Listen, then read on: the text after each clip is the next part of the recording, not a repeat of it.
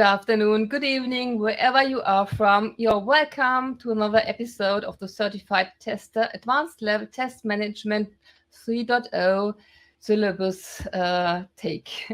And my name is Maud Schlich, and I will present to you today the Certified Tester Advanced Level Test Management syllabus with a chapter Project Test Strategy. This is a section which took quite some time to write because we had lots of discussion with a lot of people and actually rewrote this chapter several times from scratch because of many outcomes of these discussions. So what you are presented today and in the syllabus is some well thought document of project test strategy. The project test strategy has 3 blocks in the chapter, in the sections, which I will explain shortly. The project test strategy is not only about projects, it's about anything which is developed in for a system or software.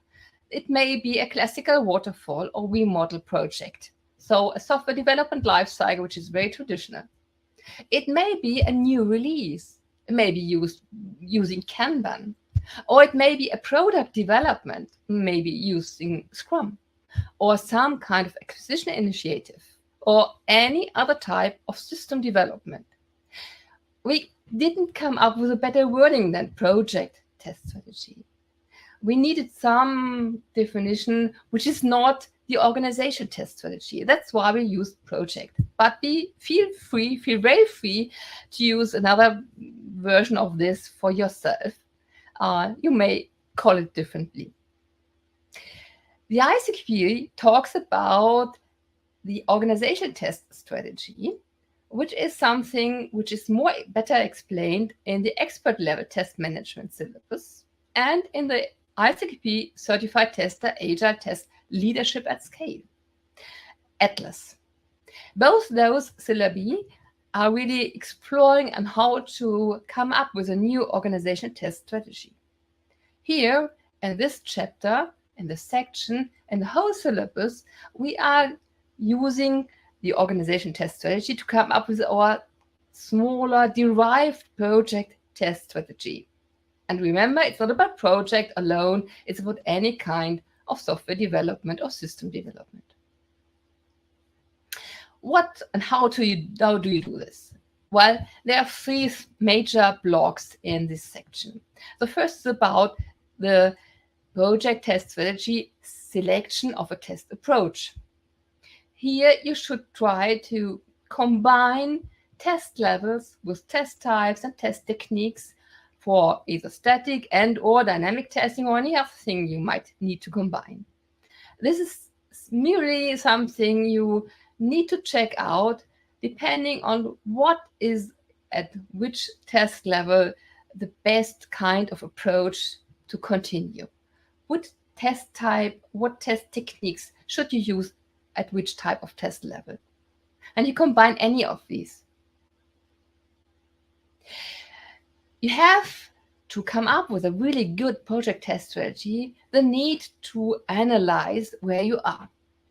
And where you are is where you are in your organization test strategy goals, your project context, and any other aspect that have an impact on your project test strategy. So you need to analyze some factors. And to have a real value out of this syllabus, try to imagine that this chapter is something like a checklist, something which helps you to come up with an optimal test strategy for your project, for your release, for your whatever, so that you are not omitting anything, not forgetting about anything. The first thing is you need to know which domain you are working for. Most companies really know their domain very well, and this is not a brain teaser. It's very easy to come up with a domain, but the domain itself has lots of a huge impact on what you need to consider. Imagine being in a pharmaceutical company or medical devices. These companies have all those regulatory things they need to take into account. The FDA or GXP, GAMP, MDR, or DRALEX, whatever these regulations are called. And all those regulations really are demanding. They demand quite some things which you need to take into account in your project test strategy. And as sure as a test management, you know that quite well. Other companies, like automotive, for example, have mostly given test levels. So you're not so free in choosing test levels here. And this is a good example why this domain issue is also something you have to take into account when selecting a test approach. So you're not doing this in a sequential kind of way. You're really combining all those factors with all the test approach things together and come out hopefully with an optimized strategy. The organizational goals you have given with all the quality characters you have to fulfill are important as well. It may be that your company is having a goal like you have to reach some kind of model like TMMI, and you have to fulfill a given level there. Yeah, so might be you should, with your project, try something to be able to fulfill these goals. Or maybe you have some quality characteristics, like anything which is going off our company to the customer has to have at least some kind of measurable quality characteristics. And if they're not reached, then it's bad for your company, it's bad for the reputation of your company. Then you have some project goals given. It's not the goals for your testing project, the project goals are for your overall project, which you have to take into account. Like the project has to be finished by. It is not allowed to cost more than whatever. And also there are some things that are in scope of the project that you cannot discuss. They are given. Yeah. The type of project is important as well. It's not the same if you're developing something for one customer, specific software, or if you're developing something for a market. And it highly depends what kind of market this is as well. Then is a very important factor what kind of resources you have in your testing. Because you know quite well that testing should come from the beginning, should start at the very beginning, but is always the last thing or nearly the last thing which is finished. Because testing is always finished when the last tests are done, which is usually at the end of the project. And testing resources are often reduced. So you have to take into account how many people you have, what kind of hardware or software or other testware you are available of, at which times in the project, which devices you might need at which time, which licenses, whatever resources you need. Another very important factor you need to analyze is the software development lifecycle. And this is not about just saying Scrum, Kanban, waterfall, whatever. It's really about looking into your company, looking into how you interpret these software development lifecycle models, and what is specific concerning the testing and concerning, therefore, test strategy you need to come up with. Because not every Scrum project is similar to every other thing, every other Scrum project. They differ, or they differ always. So look at what kind of people do you have, which roles do they take on, who is doing testing in that team, with which material are they testing, and whatever. You may have a Scrum project which is doing continuous deployment. And it's very different from doing some agile Kanban style project, let's say call it project, which is just yet another release of a well-known software, well-done software for years now. Yeah. So there are huge differences in your test strategy that you need to come up with. One other thing are interfaces, and today, let's say interfaces mostly to other systems, interfaces to other teams, other projects, which you need to fulfill. They are perhaps waiting for you with your tests. They need to wait that you give them information, that you give them a sign that they may start their tests because yours are finished, whatever. And the last thing here, but not the least thing, is the availability of test data. If you are in the financial sector, let's say an insurance company, then test data are mostly used from production data. But to be able to use those data in your testing, you have to change them, anonymize them, or whatever, to be able to use them. So the availability of test data is important, so that test data are available as soon as you need them in your testing. And all those factors make up your test strategy. They tell you where to take a closer look at. And this is what you have to analyze. So when writing these chapters, we had lots of discussion what you do when you are test management position and need to come up with such things. And always remember, we have the assumption that the organizational test strategy is given. So there are many things you need not worry about too much because they're given, you can just use them, reuse them. It might even be that you have some kind of boilerplates to come up with your test plan. So you have to select more than to really create something new. Test objectives, the third thing, is a chapter we added because we found test objectives to be something sometimes neglected thing. Because test objectives should be SMART. You most probably know that acronym. It's about a specific, measurable, attractive, realistic, and testable test objectives. So let's say, what is a SMART test objective? It's specific.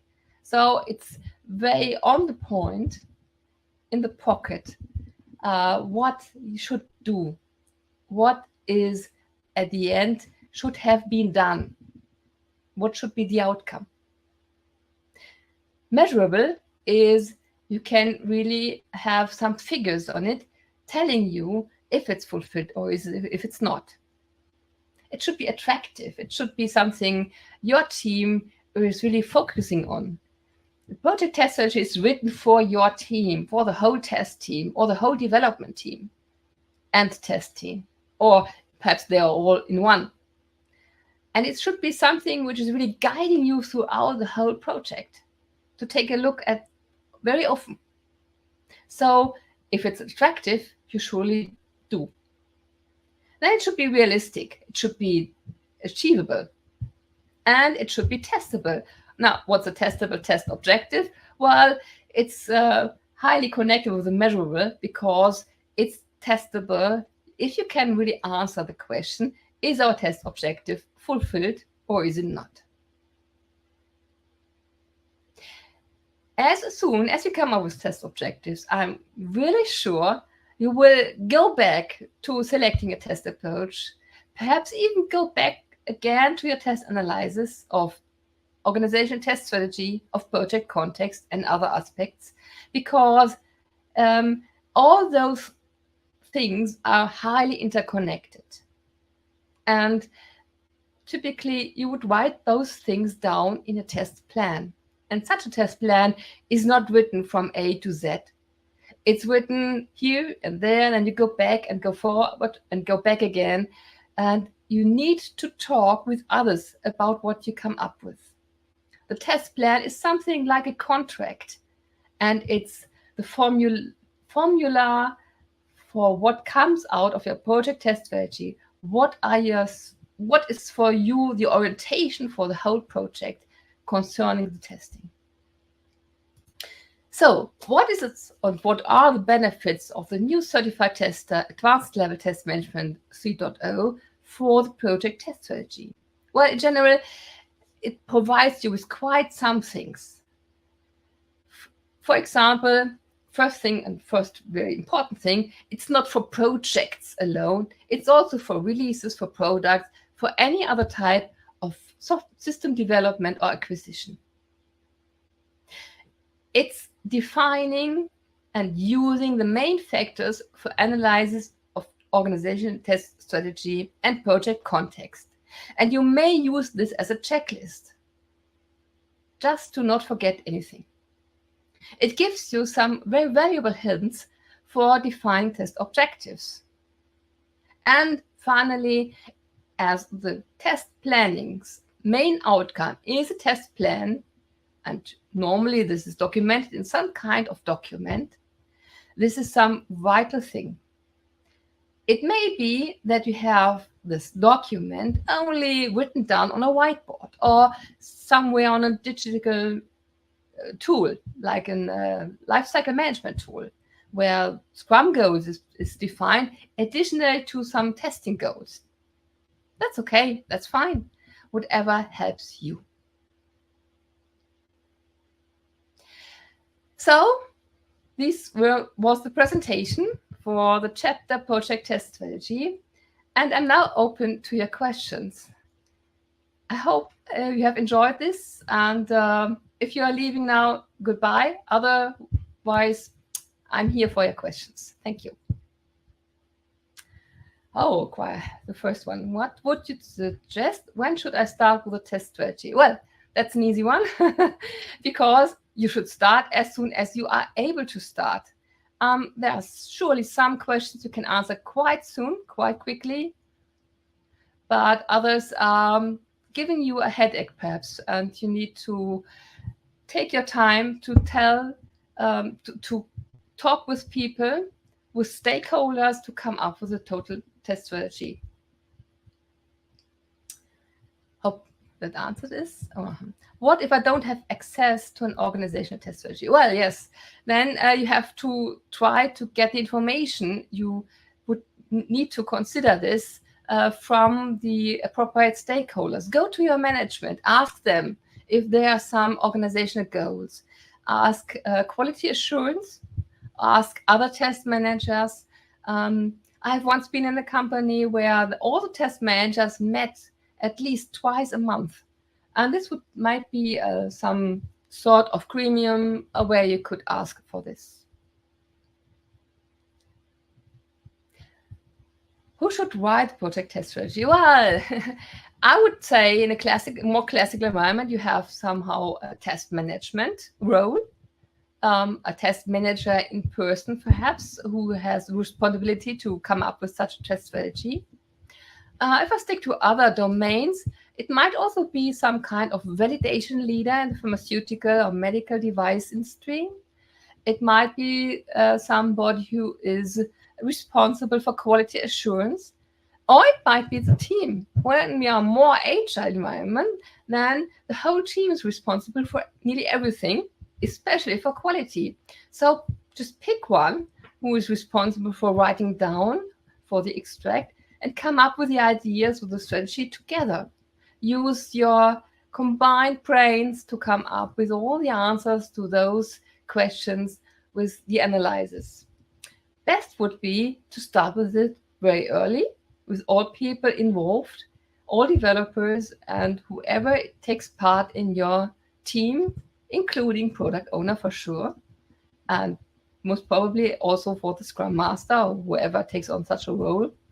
And maybe have also some kind of test manager coach, which has maybe formerly been some test manager in a more classical environment who might help you here. Any more questions?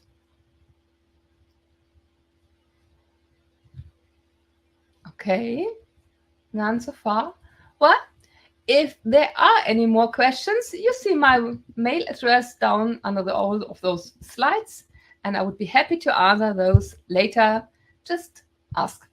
Thank you for your attention. Have a very nice morning, lunch, afternoon, evening, or good night.